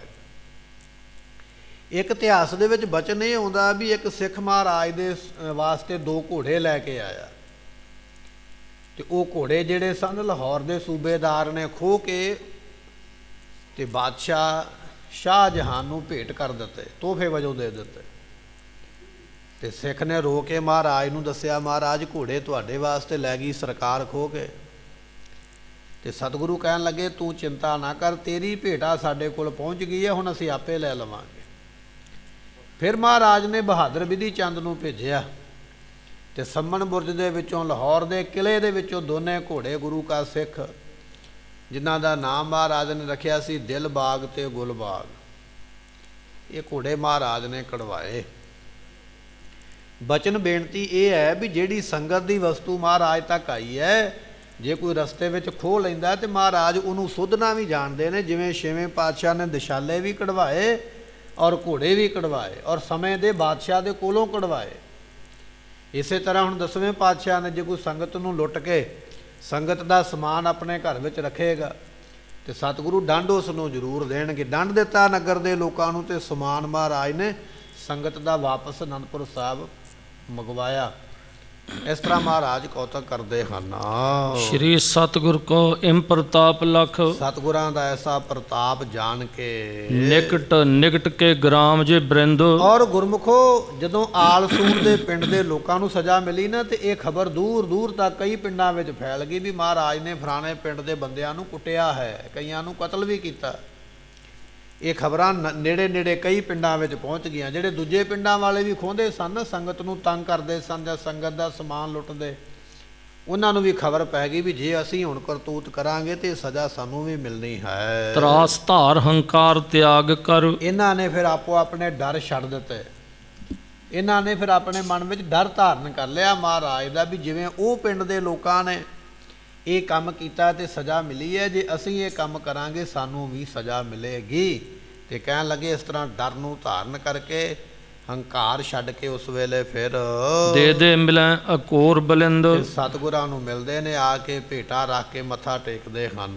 ਪ੍ਰਭ ਕੇ ਕ੍ਰੋਧ ਬਚੇ ਨ ਕਿਉ ਹੂੰ। ਜਿਹਦੇ ਉੱਤੇ ਸਤਿਗੁਰੂ ਕ੍ਰੁੱਧਤ ਹੋ ਜਾਣ, ਗੁੱਸੇ ਹੋ ਜਾਣ, ਵੀਰ ਰਸ ਵਿੱਚ ਆ ਜਾਣ, ਉਹ ਫਿਰ ਬਚ ਨਹੀਂ ਸਕਦਾ ਮਹਾਰਾਜ ਜੀਆਂ ਦੇ ਕੋਲੋਂ। ਨਹਿ ਸਹਾਇਤਾ ਹੋਏ ਨਰਿੰਦ। ਤੇ ਨਾ ਉੱਥੇ ਫਿਰ ਕੋਈ ਰਾਜਾ ਆ ਕੇ ਮਦਦ ਕਰ ਸਕਦਾ। ਇਹ ਕੋਈ ਮਤਾ ਸੋਚੇ ਵੀ ਮੈਂ ਗੁਰੂ ਕੀ ਸੰਗਤ ਨੂੰ ਦੁਖੀ ਕਰਾਂਗਾ ਜਾਂ ਮਹਾਰਾਜ ਦੇ ਘਰ ਦਾ ਸਮਾਨ ਲੁੱਟਾਂਗਾ ਤੇ ਫਲਾਣਾ ਰਾਜਾ ਮੇਰੀ ਮਦਦ ਕਰੇਗਾ, ਨਹੀਂ। ਸਤਿਗੁਰਾਂ ਦੇ ਪ੍ਰਕੋਪ ਤੋਂ ਕੋਈ ਰਾਜਾ ਨਹੀਂ ਬਚਾ ਸਕਦਾ, ਭਾਵੇਂ ਕਿ ਉਹ ਭੀਮ ਚੰਦ ਵਰਗਾ ਹੀ ਰਾਜਾ ਕਿਉਂ ਨਾ ਹੋਵੇ, ਕੋਈ ਵੀ ਸਤਿਗੁਰਾਂ ਦੇ ਕੋਲੋਂ ਬਚਾ ਨਹੀਂ ਸਕਦਾ ਹੈ। ਦੁਗਧ ਦਧੀ ਸਿੱਖ ਲੇਤ ਸਵਨ ਤੇ। ਇਸ ਕਰਕੇ ਮਹਾਰਾਜ ਦੇ ਕੋਲ ਸੰਗਤਾਂ ਦੁੱਧ ਤੇ ਦਹੀਂ ਲੈ ਕੇ ਆਉਂਦੇ ਹਨ। ਸਨਮੁਖ ਨਾ ਬੋਲੇ ਕਰੈ ਨਰਿੰਦ। ਅਤੇ ਇਸੇ ਤਰ੍ਹਾਂ ਹੁਣ ਕੋਈ ਉੱਚਾ ਨੀਵਾਂ ਬਚਨ ਨਹੀਂ ਬੋਲਦਾ, ਸਗੋਂ ਪਿੰਡਾਂ ਦੇ ਸ਼ਰਧਾਵਾਨ ਜਿਹੜੇ ਲੋਕ ਸਨ ਨਾ, ਨੇੜੇ ਪਿੰਡਾਂ ਦੇ, ਉਹ ਰੋਜ਼ ਦਰਬਾਰ ਵਿੱਚ ਆਉਂਦੇ ਮੱਥਾ ਟੇਕਣ ਵਾਸਤੇ, ਨਾਲੇ ਮਾਇਆ ਭੇਟ ਕਰਦੇ, ਨਾਲੇ ਦੁੱਧ ਨਾਲੇ ਦਹੀਂ ਲਿਆ ਕੇ ਨਮਸਕਾਰ ਕਰਦੇ ਹਨ। ਦੁਹਰਾ ਮਾਰਗਰਾਮ ਕੋਲੇ ਫਤਿਹ ਧਰਤ ਆਨੰਦ ਬਿਲੰਦ। ਸਤਿਗੁਰੂ ਪਾਤਸ਼ਾਹ ਜੀ ਇਸ ਤਰ੍ਹਾਂ ਜਿਹੜੇ ਜਿਹੜੇ ਲੋਕ ਦੁਸ਼ਟ ਨੇ ਉਹਨਾਂ ਨੂੰ ਸਜ਼ਾ ਦੇ ਕੇ ਅਤੇ ਆਨੰਦ ਦੇ ਸਮੇਤ ਹੋ ਕੇ ਪ੍ਰਭਸ਼ੇ ਸ਼੍ਰੀ ਆਨੰਦਪੁਰ ਤੇਗ ਬਹਾਦਰ ਆਨੰਦ। ਤੇ ਸਤਿਗੁਰੂ ਗੁਰੂ ਤੇਗ ਬਹਾਦਰ ਪਾਤਸ਼ਾਹ ਦੇ ਪੁੱਤਰ ਸਾਹਿਬ ਸਤਿਗੁਰੂ ਗੁਰੂ ਗੋਬਿੰਦ ਸਿੰਘ ਮਹਾਰਾਜ ਜੀ ਇਸ ਤਰ੍ਹਾਂ ਆਨੰਦਪੁਰ ਸਾਹਿਬ ਦੇ ਵਿੱਚ ਆ ਕੇ ਪਹੁੰਚੇ। ਦੋਹਰਾ ਸੁਨ ਸਤਿਗੁਰ ਆਗਮਨ ਕੋ ਪੁਰਜਨ ਉਰ ਹਰਖਾਏ। ਜਦੋਂ ਪਿੰਡ ਦੇ ਲੋਕਾਂ ਨੂੰ ਪਤਾ ਲੱਗਾ ਕਿ ਸਤਿਗੁਰੂ ਪਾਤਸ਼ਾਹ ਆਏ ਨੇ, ਨਗਰ ਦੇ ਲੋਕ ਬਹੁਤ ਜ਼ਿਆਦਾ ਖੁਸ਼ ਹੋਏ ਹਨ। ਨਿਕਸੇ ਆਗੂ ਲੈਨ ਹਿਤ ਸਾਦਰ ਮਿਲੇ ਸੁਆਏ। ਜਿਹੜੇ ਅਨੰਦਪੁਰ ਸਾਹਿਬ ਦੇ ਮੁੱਖ ਬੰਦੇ ਸਨ, ਪ੍ਰਧਾਨ ਜਿਨ੍ਹਾਂ ਨੂੰ ਆਪਾਂ ਕਹਿ ਦਿੰਦੇ ਆ, ਇਹ ਸਾਰੇ ਫਿਰ ਅੱਗੋਂ ਨਿਕਲੇ ਮਹਾਰਾਜ ਜੀਆਂ ਨੂੰ ਜੀ ਆਇਆਂ ਕਹਿਣ ਵਾਸਤੇ। ਨਗਰ ਦੇ ਵਿੱਚ ਵੱਡੇ ਵੱਡੇ ਜਿਹੜੇ ਆਦਮੀ ਸਨ, ਪਰੇ ਪੰਚਾਇਤ ਵਿੱਚ ਬੈਠਣ ਵਾਲੇ ਆਗੂ, ਪੰਚ ਸਰਪੰਚ ਜਿਹੜੇ ਵੀ, ਉਹ ਵੀ ਮਿਲੇ ਆ ਕੇ। ਔਰ ਗੁਰੂ ਕੀ ਸੰਗਤ ਵਿੱਚੋਂ ਵੀ ਜਿਹੜੇ ਆਏ ਨਾ ਪਤਵੰਤੇ ਦੂਰੋਂ ਨੇੜਿਓਂ ਦਰਸ਼ਨ ਕਰਨ ਵਾਸਤੇ, ਉਹ ਵੀ ਆ ਕੇ ਅੱਗੋਂ ਸਤਿਗੁਰਾਂ ਨੂੰ ਮਿਲੇ ਹਨ। ਨਿਸ਼ਾਨੀ ਛੰਦ ਲੈ ਲੈ ਅਨਕ ਅਕੋਰ ਕੋ ਕਰ ਗੁਰ ਸੋ ਮੇਲਾ। ਅਨੇਕ ਤਰ੍ਹਾਂ ਦੀਆਂ ਭੇਟਾਂ ਲੈ ਲੈ ਕੇ ਸਤਿਗੁਰਾਂ ਦੇ ਨਾਲ ਮੇਲਾ ਕਹੀਏ ਮਿਲਾਪ ਕਰਦੇ ਹਨ। ਦਰਸ਼ਨ ਕੋ ਆਨੰਦ ਲੈ ਕਰ ਜਨਮ ਸੁਹੇਲਾ। ਸਤਿਗੁਰਾਂ ਦੇ ਦਰਸ਼ਨ ਗੁਰਮੁਖੋ ਆਨੰਦ ਦੇਣ ਵਾਲੇ, ਉਹ ਵੱਡਿਆਂ ਭਾਗਾਂ ਵਾਲੇ ਸਰੀਰ ਹੋਣਗੇ, ਉਹ ਵੱਡਿਆਂ ਭਾਗਾਂ ਵਾਲੀ ਆਤਮਾ ਹੋਵੇਗੀ ਜਿਨ੍ਹਾਂ ਨੇ ਧੰਨ ਗੁਰੂ ਗੋਬਿੰਦ ਸਿੰਘ ਮਹਾਰਾਜ ਜੀਆਂ ਦੇ ਸਰੀਰ ਦੇ ਦਰਸ਼ਨ ਕੀਤੇ। ਕਹਿਣ ਲੱਗੇ ਸੰਗਤਾਂ ਮਹਾਰਾਜ ਦੇ ਦਰਸ਼ਨ ਕਰਕੇ ਆਨੰਦ ਨੂੰ ਪ੍ਰਾਪਤ ਕਰਦੀਆਂ, ਤੇ ਗੁਰਮੁਖੋ ਆਨੰਦ ਦੇ ਸਮੇਤ ਆਨੰਦ ਦੇ ਨਾਲ ਨਾਲ ਜਨਮ ਵੀ ਸਫਲਾ ਹੁੰਦਾ। ਸਤਿਗੁਰਾਂ ਦੇ ਦਰਸ਼ਨ ਕਰਕੇ ਜਨਮ ਸਫਲਾ ਹੋ ਜਾਂਦਾ। ਐਸੇ ਮਹਾਰਾਜ ਦੇ ਦਿਦਾਰੇ ਹਨ। ਤੁਨ ਦੁੰਦਵ ਰਣਜੀਤ ਕੀ ਸੁਨ ਸੁਨ ਗਨ ਆਵੇ। ਧੰਨ ਗੁਰੂ ਨਾਨਕ ਦੇ ਪਾਤਸ਼ਾਹ ਮਹਾਰਾਜ ਸਾਹਿਬ ਦੀ ਜਦੋਂ ਯਾਤਰਾ ਕਰਦੇ, ਦੁਨੀਆ ਦਾ ਭਲਾ ਕਰਦੇ, ਇੱਕ ਨਗਰ ਵਿੱਚ ਪਹੁੰਚੇ ਤੇ ਕਹਿੰਦੇ ਇੱਥੇ ਇੱਕ ਵਿਅਕਤੀ ਰਹਿੰਦਾ, ਆਏ ਗਏ ਦੀ ਬੜੀ ਸੇਵਾ ਕਰਦਾ, ਔਰ ਸੇਵਾ ਕਰਨ ਤੋਂ ਮਗਰੋਂ ਸਵਾਲ ਇਹ ਕਰਦਾ ਵੀ ਸਾਧੂ ਦੇ ਦਰਸ਼ਨਾਂ ਦਾ ਫਲ ਕੀ ਹੁੰਦਾ। ਸਾਖੀ ਬੜੀ ਲੰਮੀ ਹੈ। ਜਦੋਂ ਇਹ ਸਵਾਲ ਕਰਦਾ ਹੈ ਤੇ ਹਰੇਕ ਆਪਣੀ ਮਤ ਦੇ ਮੁਤਾਬਕ ਦੱਸਦਾ ਵੀ ਇਹ ਫਲ ਹੁੰਦਾ, ਇਹ ਫਲ ਹੁੰਦਾ, ਇਹ ਫਲ ਹੁੰਦਾ, ਪਰ ਇਹ ਵਿਅਕਤੀ ਦੀ ਤਸੱਲੀ ਨਹੀਂ ਹੋਈ। ਇੱਕ ਦਿਨ ਗੁਰੂ ਨਾਨਕ ਦੇਵ ਪਾਤਸ਼ਾਹ ਚਲੇ ਗਏ ਨੇ, ਸੇਵਾ ਕੀਤੀ, ਸਤਿਗੁਰਾਂ ਦੇ ਕੋਲੋਂ ਪੁੱਛਿਆ ਸੇਵਾ ਦਾ ਫਲ ਕੀ ਹੈ। ਤੇ ਸਤਿਗੁਰੂ ਵਿਖਾਉਣ ਵਾਸਤੇ ਵੀ ਸਾਧੂ ਦੇ ਦਰਸ਼ਨ ਜਾਂ ਗੁਰੂ ਦੇ ਦਰਸ਼ਨ ਕਰੀਏ ਤੇ ਕੀ ਲੱਭਦਾ, ਕੀ ਮਿਲਦਾ। ਕਹਿਣ ਲੱਗੇ ਨਗਰ ਤੋਂ ਪੂਰਬ ਦੀ ਦਿਸ਼ਾ ਨੂੰ ਤੁਰਿਆ ਜਾ, ਉੱਥੇ ਇੱਕ ਵੱਡਾ ਰੁੱਖ ਹੈ, ਉੱਥੇ ਬੈਠ ਕੇ ਤੇ ਵਾਪਸ ਆ ਜਾ, ਨਾਲੇ ਵੇਖੀ ਉੱਥੇ ਕੀ ਹੈ। ਪਹਿਲੇ ਦਿਨ ਗਿਆ ਮੁੜ ਆਇਆ, ਦੂਜੇ ਦਿਨ ਗਿਆ ਫਿਰ ਮੁੜ ਆਇਆ, ਤੀਜੇ ਦਿਨ ਗਿਆ ਫਿਰ ਮੁੜ ਆਇਆ। ਆ ਕੇ ਪੁੱਛਦਾ ਮਹਾਰਾਜ ਤੁਸੀਂ ਰੋਜ਼ ਭੇਜਦੇ ਹੋ, ਮੈਂ ਜਾਂਦਾ ਜ਼ਰੂਰ ਹਾਂ ਪਰ ਮੇਰੇ ਸਵਾਲ ਦਾ ਜਵਾਬ ਨਹੀਂ। ਸਤਿਗੁਰੂ ਕਹਿੰਦੇ ਹੁਣ ਜਾਏਗਾ ਤੇ ਮਿਲ ਜਾਏਗਾ। ਅਗਲੇ ਦਿਨ ਗਿਆ ਤੇ ਉੱਥੇ ਇੱਕ ਤੀਵੀਂ ਆਦਮੀ ਬੈਠੇ ਹੋਏ। ਉਹਨਾਂ ਨੂੰ ਪੁੱਛਿਆ ਸਾਧੂ ਦੇ ਦਰਸ਼ਨਾਂ ਦਾ ਫਲ ਕੀ ਹੁੰਦਾ, ਤੇ ਉਹਨਾਂ ਨੇ ਦੱਸਿਆ। ਕਹਿਣ ਲੱਗੇ ਪਹਿਲੇ ਦਿਨ ਤੂੰ ਆਇਆ, ਸਾਡਾ ਜਨਮ ਸੀ ਕਾਂ ਤੇ ਕੌਣੀ ਦਾ, ਤੂੰ ਗੁਰੂ ਦੇ ਦਰਸ਼ਨ ਕਰਕੇ ਆਇਆ ਸੀ, ਤੇਰੇ ਦਰਸ਼ਨ ਕੀਤੇ, ਸਾਡਾ ਰੰਗ ਬਦਲ ਗਿਆ, ਅਸੀਂ ਬਗਲੇ ਦੀ ਜੂਨ ਵਿੱਚ ਆ ਗਏ।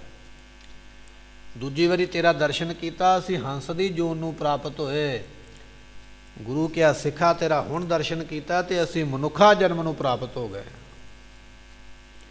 ਦਰਸ਼ਨ ਤੂੰ ਕੀਤੇ ਨੇ, ਅਸੀਂ ਤੇਰੇ ਦਰਸ਼ਨ ਕੀਤੇ ਨੇ, ਤੇਰੇ ਦਰਸ਼ਨ ਕਰਕੇ ਸਾਡਾ ਜਨਮ ਬਦਲ ਗਿਆ। ਜਿਹੜੇ ਤੂੰ ਦਰਸ਼ਨ ਕੀਤੇ ਨੇ ਉਹਦਾ ਫਲ ਕੀ ਹੈ, ਕੋਈ ਦੁਨੀਆ ਦਾ ਬੰਦਾ ਦੱਸ ਨਹੀਂ ਸਕਦਾ, ਕਿਸੇ ਗ੍ਰੰਥ ਵਿੱਚ ਉਹਦਾ ਵਿਖਿਆਨ ਹੋ ਹੀ ਨਹੀਂ ਸਕਦਾ ਹੈ। ਜਦੋਂ ਆਪਾਂ ਧੰਨ ਗੁਰੂ ਗ੍ਰੰਥ ਸਾਹਿਬ ਪਾਤਸ਼ਾਹ ਦੇ ਦਰਸ਼ਨ ਕਰਦੇ, ਏਡੀ ਵੱਡੀ ਦਾਤ ਮਿਲਦੀ ਹੈ। ਇਹ ਗੁਰੂ ਦੇ ਦਰਸ਼ਨਾਂ ਦਾ ਫਲ ਹੈ। ਸਾਖੀ ਬੜੀ ਲੰਮੇਰੀ ਹੈ, ਪਰ ਸਮਾਂ ਸੀਮਤ ਹੋਣ ਕਰਕੇ ਆਪਾਂ ਕੇਵਲ ਸਮਝਣ ਵਾਸਤੇ ਇੱਥੇ ਨਿੱਕਾ ਜਿਹਾ ਇੱਕ ਇਸ਼ਾਰਾ ਲੈ ਲਿਆ।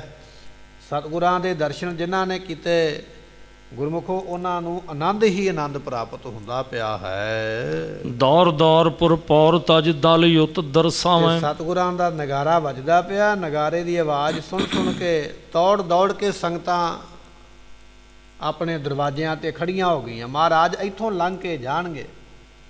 ਕੋਈ ਗਲੀ ਵਿੱਚ ਆ ਕੇ ਖਲੋਤਾ ਹੈ, ਕੋਈ ਨਗਰ ਦੇ ਦਰਵਾਜ਼ੇ ਮੁੱਖ ਦਰਵਾਜ਼ੇ 'ਤੇ ਖਲੋਤਾ ਵੀ ਇੱਥੋਂ ਸਤਿਗੁਰੂ ਲੰਘ ਕੇ ਜਾਣਗੇ।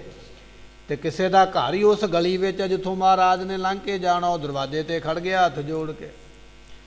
ਤੇ ਸੰਗਤਾਂ ਦੌੜ ਦੌੜ ਕੇ ਆਪਣੇ ਦਰਵਾਜ਼ਿਆਂ ਵਿੱਚੋਂ ਬਾਹਰ ਆ ਕੇ ਨਿਕਲੀਆਂ ਤੇ ਦਲ ਦੇ ਸਮੇਤ ਮਹਾਰਾਜ ਦੇ ਦਰਸ਼ਨ ਕਰਾਂਗੇ। ਇਹ ਸੰਗਤ ਦੇ ਮਨ ਵਿੱਚ ਚਾਅ ਹੈ। ਜਿੱਥੇ ਗੁਰੂ ਦੇ ਦਰਸ਼ਨ ਪ੍ਰਾਪਤ ਹੋਣਗੇ, ਉੱਥੇ ਗੁਰੂ ਖਾਲਸੇ ਦੇ ਵੀ ਦਰਸ਼ਨ ਹੋਣਗੇ।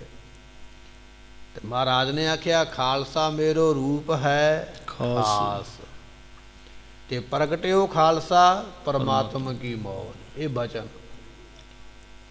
ਜੋ ਮਹਾਰਾਜ ਦੀ ਫੌਜ ਦੇ ਦਰਸ਼ਨ ਕਰਨੇ ਨਾ, ਖਾਲਸੇ ਦੇ ਦਰਸ਼ਨ ਕਰਨੇ, ਅਕਾਲ ਪੁਰਖ ਦੇ ਦਰਸ਼ਨ ਕਰਨੇ ਨੇ, ਕਿਉਂਕਿ ਫੌਜ ਹੈ ਹੀ ਅਕਾਲ ਪੁਰਖ ਦੀ।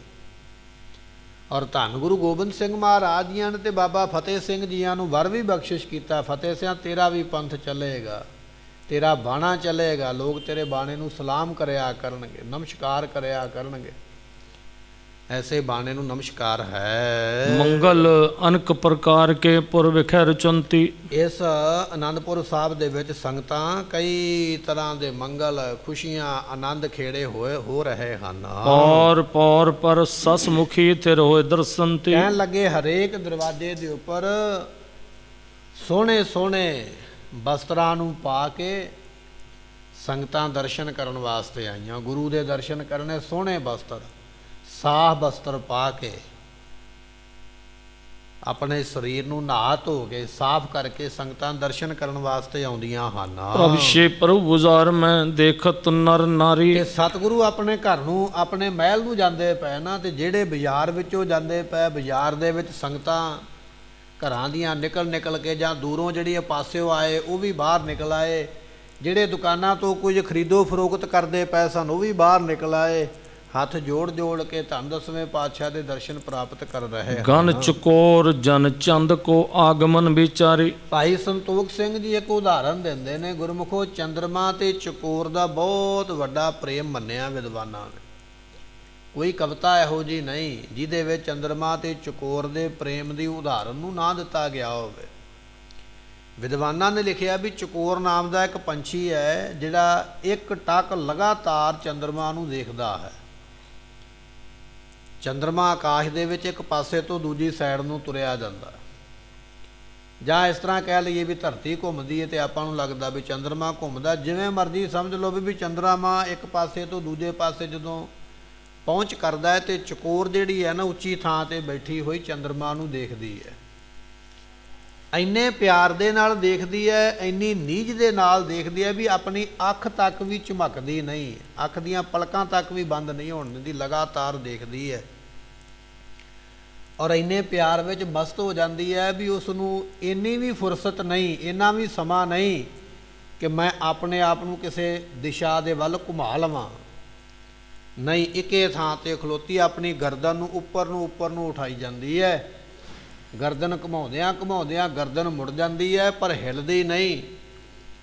ਤੇ ਫਿਰ ਜਦੋਂ ਗਰਦਨ ਪੂਰੀ ਮੁੜ ਜਾਂਦੀ ਹੈ, ਫਿਰ ਗਸ਼ ਖਾ ਕੇ ਧਰਤੀ 'ਤੇ ਡਿੱਗ ਪੈਂਦੀ ਹੈ, ਪਰ ਉਹਨਾਂ ਚਿਰ ਤੱਕਦੀ ਰਹਿੰਦੀ ਹੈ। ਇਹ ਚੰਦਰਮਾ ਤੇ ਚਕੋਰ ਦਾ ਪਿਆਰ ਲਿਖਿਆ। ਕਹਿਣ ਲੱਗੇ, ਸਤਿਗੁਰੂ ਤੇ ਹਨ ਚੰਦਰਮਾ ਦੇ ਵਾਂਗ, ਤੇ ਸੰਗਤਾਂ ਨੇ ਗੁਰੂ ਕੀਆਂ ਚਕੋਰ ਦੇ ਵਾਂਗ। ਜਦੋਂ ਮਹਾਰਾਜ ਦੇ ਸਰੀਰ ਦੇ ਉੱਪਰ, ਸਰੂਪ ਦੇ ਉੱਪਰ ਨਿਗਾਹ ਪੈ ਜਾਂਦੀ ਨਾ ਵੀ ਉਹ ਸਾਹਮਣੇ ਮਹਾਰਾਜ ਆਉਂਦੇ ਪਏ, ਤੇ ਫਿਰ ਮਜਾਲ ਹੈ ਕਿਸੇ ਦੀ ਵੀ ਕੋਈ ਅੱਖ ਝਪਕੇ ਇੱਧਰ ਉੱਧਰ ਵੇਖ ਜਾਵੇ ਜਾਂ ਮੂੰਹ ਥੱਲੇ ਕਰ ਜਾਵੇ। ਨਹੀਂ, ਜਦੋਂ ਮਹਾਰਾਜ ਦਾ ਦਿਦਾਰਾ ਹੋਣਾ ਸ਼ੁਰੂ ਹੋ ਗਿਆ, ਅੱਖਾਂ ਸਤਿਗੁਰਾਂ ਦੇ ਸਰੂਪ ਦੇ ਵਿੱਚ ਗੱਡੀਆਂ ਜਾਂਦੀਆਂ, ਲੱਗ ਜਾਂਦੀਆਂ। ਤੇ ਜਿੰਨਾ ਚਿਰ ਅੱਗੇ ਤੱਕ ਮਹਾਰਾਜ ਓਹਲੇ ਨਹੀਂ ਨਾ ਹੋ ਜਾਂਦੇ, ਉਹਨਾਂ ਚਿਰ ਸੰਗਤ ਤੱਕਦੀ ਰਹਿੰਦੀ ਮਹਾਰਾਜ ਦੀਆਂ ਨੂੰ। ਗੁਰਮੁਖੋ ਸਤਿਗੁਰਾਂ ਦੇ ਦਰਸ਼ਨ ਹੀ ਇਹੋ ਜਿਹੇ ਨੇ, ਨਾ ਮਨ ਰੱਜਦਾ ਨਾ ਅੱਖਾਂ ਰੱਜਦੀਆਂ। ਦਰਸ਼ਨ ਦੇਖ ਜੀਵਾਂ ਗੁਰ ਤੇਰਾ ਪੂਰਨ ਕਰਮ ਹੋਏ ਪ੍ਰਭ ਮੇਰਾ। ਇਹ ਬਾਣੀ ਦੇ ਮਹਾਵਾਕ ਨੇ ਸਤਿਗੁਰਾਂ ਦੇ, ਕਿ ਸਤਿਗੁਰਾਂ ਦੇ ਦਰਸ਼ਨ ਵੀ ਗੁਰੂ ਕੀ ਸੰਗਤ ਚਕੋਰ ਦੇ ਵਾਂਗ ਕਰਦੀ ਹੈ। ਨਾ ਚਕੋਰ ਨੇਤਰ ਬੰਦ ਕਰਦੀ ਹੈ, ਨਾ ਥਾਂ ਤੋਂ ਪਿੱਛੇ ਹਟਦੀ ਹੈ। ਗੁਰੂ ਕੀ ਸੰਗਤ ਵੀ ਪਿੱਛੇ ਨਹੀਂ ਹਟਦੀ, ਔਰ ਇੱਕ ਟੱਕ ਲਗਾਤਾਰ ਮਹਾਰਾਜ ਦੇ ਸੰਗਤਾਂ ਦਰਸ਼ਨ ਕਰਦੀਆਂ, ਔਰ ਸਤਿਗੁਰੂ ਵੀ ਦਰਸ਼ਨ ਦਿੰਦੇ। ਗੁਰਮੁਖੋ ਇਹ ਉਦਾਹਰਣ ਹੈ, ਪਰ ਇੱਥੇ ਬਚਨ ਇੱਕ ਹੋਰ ਵੀ ਸਮਝਣ ਵਾਲਾ ਹੈ। ਚੰਦਰਮਾ ਚਕੋਰ ਨੂੰ ਪਿਆਰ ਕਰਦੀ ਹੈ, ਪਰ ਚਕੋਰ ਚੰਦਰਮਾ ਨੂੰ ਪਿਆਰ ਕਰਦੀ ਹੈ, ਪਰ ਚੰਦਰਮਾ ਚਕੋਰ ਨੂੰ ਪਿਆਰ ਨਹੀਂ ਕਰਦਾ। ਚਕੋਰ ਥੱਲੇ ਡਿੱਗ ਪਈ ਹੈ, ਉਹਨੂੰ ਸੱਟ ਲੱਗ ਗਈ ਹੈ, ਨਹੀਂ ਲੱਗ ਗਈ ਹੈ, ਚੰਦਰਮਾ ਨੂੰ ਕੋਈ ਪਰਵਾਹ ਨਹੀਂ। ਇੱਕ ਤਰਫਾ ਪਿਆਰ ਹੈ, ਚਕੋਰ ਦਾ ਹੀ ਚੰਦਰਮਾ ਨਾਲ ਪਿਆਰ ਹੈ, ਚੰਦਰਮਾ ਦਾ ਚਕੋਰ ਨਾਲ ਕੋਈ ਪਿਆਰ ਨਹੀਂ। ਪਰ ਜਿੱਥੇ ਸੰਗਤ ਗੁਰੂ ਨੂੰ ਪਿਆਰ ਕਰਦੀ ਹੈ, ਉੱਥੇ ਗੁਰੂ ਸੰਗਤ ਨੂੰ ਵੀ ਪਿਆਰ ਕਰਦਾ ਹੈ। ਇੱਥੇ ਡਬਲ ਪਿਆਰ ਹੈ ਦੋਨਾਂ ਪਾਸਿਆਂ ਤੋਂ। ਸਤਿਗੁਰਾਂ ਦਾ ਬਚਨ ਆਪਾਂ ਸਰਵਣ ਕਰਦੇ ਹਾਂ, ਗੁਰੂ ਦੀ ਸੰਗਤ, ਗੁਰੂ ਦੇ ਦਰਸ਼ਨ ਇਹੋ ਜਿਹੇ ਨੇ, ਜਿਹੋ ਜੀ ਕੋਈ ਭਾਵਨਾ ਲੈ ਕੇ ਆਉਂਦਾ, ਉਹੋ ਜੀ ਭਾਵਨਾ ਉਹਦੀ ਪੂਰੀ ਹੁੰਦੀ ਹੈ। ਜੇ ਸੰਗਤ ਚਕੋਰ ਵਾਂਗ ਗੁਰੂ ਦੇ ਦਰਸ਼ਨ ਕਰਦੀ ਹੈ, ਗੁਰੂ ਵੀ ਉਹਨਾਂ ਦੀਆਂ ਮਨ ਦੀਆਂ ਭੁਲਾਖਾਂ ਪੂਰੀਆਂ ਕਰਦੇ, ਮਨ ਦੇ ਫੁਰਨੇ ਕਰਦੇ, ਔਰ ਆਪਣੀ ਸੰਗਤ ਨੂੰ ਪਿਆਰ ਵੀ ਕਰਦੇ।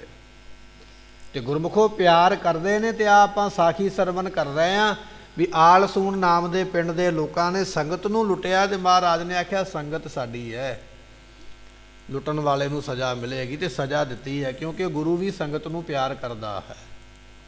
ਇਹ ਗੁਰੂ ਦਾ ਪਿਆਰ ਡਬਲ ਹੋਇਆ ਕਰਦਾ ਹੈ। ਪੁਸ਼ਪਨ ਕੋ ਬਰਖਾਵਹੀਂ ਗੁੰਦਤ ਦੈ ਮਾਲਾ। ਤੇ ਸਤਿਗੁਰੂ ਪਾਤਸ਼ਾਹ ਜਦੋਂ ਲੰਘਦੇ ਨਾ ਗਲੀ ਦੇ ਵਿੱਚੋਂ, ਤੇ ਸੰਗਤਾਂ ਆਪੋ ਆਪਣੇ ਘਰਾਂ ਦੇ ਬਾਹਰ ਖਲੋਤੀਆਂ, ਥਾਲਾਂ ਦੇ ਵਿੱਚ ਫੁੱਲ ਪਾ ਕੇ ਨਾ, ਤੇ ਸਤਿਗੁਰਾਂ ਦੇ ਉੱਪਰ ਫੁੱਲਾਂ ਦੀ ਵਰਖਾ ਹੁੰਦੀ ਹੈ ਜਦੋਂ ਮਹਾਰਾਜ ਨਿਕਲਦੇ। ਤੇ ਕਈ ਸੰਗਤਾਂ, ਕਈ ਮਾਈਆਂ ਬੀਬੀਆਂ ਆਪਣੇ ਘਰਾਂ ਵਿੱਚ ਫੁੱਲਾਂ ਦੇ ਹਾਰ ਪਰੋ ਕੇ ਰੱਖੇ ਹੋਏ। ਪਤਾ ਲੱਗ ਜਾਂਦਾ ਨਾ ਪਹਿਲਾਂ ਵੀ ਅੱਜ ਸਤਿਗੁਰੂ ਨੇ ਆਉਣਾ, ਕਿਉਂ ਖਬਰ ਪਹਿਲਾਂ ਆਉਂਦੀ ਹੈ। ਮਹਾਰਾਜ ਦਾ ਸੁਨੇਹਾ ਪਹਿਲਾਂ ਆਉਂਦਾ ਸੀ ਵੀ ਇਸ ਦਿਨ ਨੂੰ ਅਸੀਂ ਆ ਰਹੇ ਹਾਂ। ਤੇ ਭਾਵਨਾ ਵਾਲੀਆਂ ਸੰਗਤਾਂ ਪਰੋ ਕੇ ਹਾਰ ਰੱਖ ਛੱਡਦੀਆਂ, ਜਦੋਂ ਮਹਾਰਾਜ ਲੰਘਦੇ ਸੰਗਤਾਂ ਅੱਗੋਂ ਹਾਰ ਭੇਟ ਕਰਦੀਆਂ ਹਨ। ਇਸ ਤਰ੍ਹਾਂ ਸੇਵਾ ਕਰਦੀਆਂ ਹਨ। ਗ੍ਰਹਿਣ ਕਰਤ ਲਖ ਭਾਵ ਕੋ ਹੋਏ ਅਰਖ ਵਿਸਾਲਾ। ਤੇ ਸਤਿਗੁਰੂ ਪਾਤਸ਼ਾਹ ਮਹਾਰਾਜ ਜੀ ਭਾਵਨਾ ਵੇਖਦੇ, ਇਹਦੀ ਭਾਵਨਾ ਕੀ ਹੈ। ਤੇ ਭਾਵਨਾ ਵੇਖ ਕੇ ਫਿਰ ਮਹਾਰਾਜ ਉਹਨਾਂ ਦੇ ਹਾਰ ਜਿਹੜੇ ਸਨ ਉਹ ਅੰਗੀਕਾਰ ਕਰਦੇ, ਹਾਰ ਨੂੰ ਮਹਾਰਾਜ ਪ੍ਰਾਪਤ ਕਰ ਲੈਂਦੇ। ਇਹਦੀ ਭਾਵਨਾ ਹੈ, ਇਹਦੀ ਸ਼ਰਧਾ ਹੈ।